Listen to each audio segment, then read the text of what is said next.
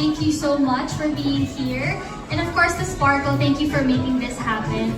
To Miss Annette, Miss Joy, Miss Tracy, thank you so much for being It actually changed my life as an actress also.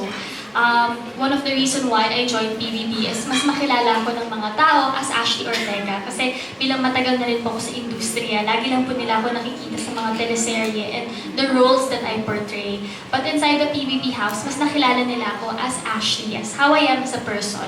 And it changed my life. Even though I was the first evictee, so unexpectedly, sobrang daming blessings pong dumating sa buhay ko. And I will always be grateful for that. Especially yung mga supporters ko. At yung natanggap ko, when I got evicted, I thought being the first evictee was like a huge embarrassment. Pero nung paglabas ko sa outside world, it was the other way around. As in, I was loved and supported by a lot of people. And then if it weren't for them, feeling ko, it wasn't easy for me to recover right away.